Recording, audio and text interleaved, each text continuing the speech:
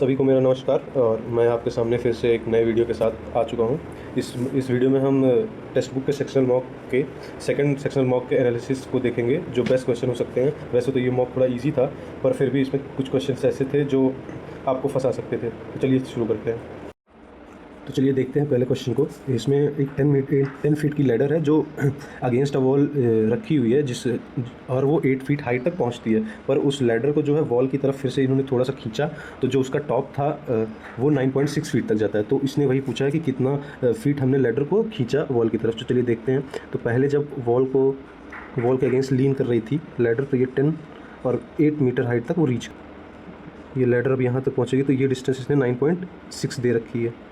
अब यहाँ से लैडर ये पहुँचेगी, तो लैडर की हाइट तो 10 फीट ही रहेगी। तो पहले हम जो ये बड़ा वाला स्क्वायर, छोटा वाला स्क्वायर है, इसको देखते हैं। तो हमें ये वाली डिस्टेंस मिल जाएगी। तो हमें पता है पाइथागोरस थ्योरम से 10 square is equals to 8 square plus x square. Okay, तो एक्स की वैल्यू यहाँ से आ जाएगी आपकी 100 minus 64 36 under root. So x is equals to 6। तो ये पूरी डिस्टेंस आपकी 6 आ गई। ठीक, तो अब हम छोटे वाले ट्रायंगल में देखेंगे, जिसमें ये लैडर की हाइट 10 है और इसकी डिस्टेंस वॉल पे 9.6 है। तो इसमें भी पाइथागोरस लगाएंगे, तो इससे हमें ये जो छोटी वाली डिस्टेंस है ये मिलेगी। तो इसको हम वाई स्क्वायर मान लेते हैं। ठीक है, तो इधर ये हो जाएगा 100, और अगर हम 96 का स्क्वायर करेंगे तो ये आ जाएगा 9216 और 2 पॉइंट पे 0 हो जाएगा, 92.16 आ जाएगा इधर, और ये हो जाएगा वाई स्क्वायर इक्वल्स टू। तो अब इसको आप अगर सब्ट्रैक्ट करेंगे तो यहाँ से आपको मिलेगा 7.84। ओके, अंडर रूट के अंदर वाई, और हमें पता है 784 स्क्वायर होता है 28 का, तो ये बाहर आके हो जाएगा 2.8। तो अब हमें पता चल गया, पहले ये डिस्टेंस 6 थी, अब इस लैडर को इसने जो है 2.8 डिस्टेंस से इधर की तरफ खींचा। तो अब हम 6 में से 2.8 अगर सब्ट्रैक्ट कर देंगे तो आपका आ जाएगा 3.2 फीट। ओके, तो आपका ये आंसर हो जाएगा 3.2 फीट। चलिए बढ़ते हैं नेक्स्ट क्वेश्चन की तरफ। ये काफ़ी इजी क्वेश्चन था। इसमें दिया हुआ है कि -5 is the root of quadratic equation 2x square plus px minus 15, और हमें यहाँ से k की वैल्यू बतानी है। तो डायरेक्टली हम इस -5 को x की वैल्यू रख सकते हैं, क्योंकि ये रूट है। तो अगर रखेंगे तो -5 स्क्वायर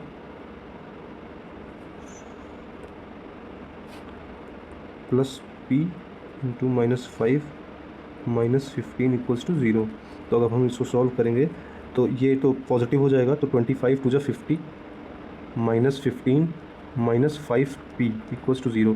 तो 5p equals to 35, p equals to हमें यहाँ से क्या मिल गया 7। ओके, तो अब इस 7 की वैल्यू को और x की वैल्यू इज इक्वल्स टू -5 को हम रखेंगे जो k की वैल्यू पूछा है। तो उस इक्वेशन में, इस वाले में 7 के एक्स स्क्वायर पूछा है, तो यहाँ पे 5 जब 25 हो जाएगा, और प्लस एक्स है तो ये -5 यहाँ पे हो जाएगा इक्वल्स टू 0। ओके, 25 के -5 equals to 0, k equals to 5/25। Okay,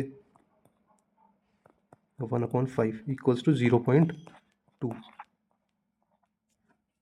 तो आपका 0.2 पहले ऑप्शन में, तो ये वाला ऑप्शन सही हो जाएगा। चलिए बढ़ते हैं नेक्स्ट क्वेश्चन की तरफ।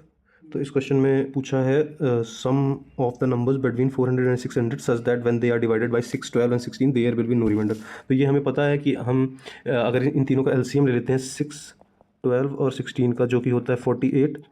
ठीक है, तो 48 से ये नंबर्स डिवाइड होंगे। तो हम ऐसे देखेंगे डायरेक्टली, 48 10 जा 480 होता है। तो मतलब इसका मतलब है 48 एक तो 9 टाइम्स डिविजिबल होगा, एक 48 10 टाइम्स डिविजिबल होगा, एक 48 11 टाइम्स डिविजिबल होगा, एक 48 12 टाइम्स डिविजिबल होगा। क्योंकि अब इसके आगे जाएंगे तो ये 600 के ऊपर चला जाएगा। तो हमें इसका पूछा है सम। ठीक है, तो इसका सम कर देते हैं। यहाँ से हम 48 को कॉमन ले लेंगे, तो 9 प्लस 10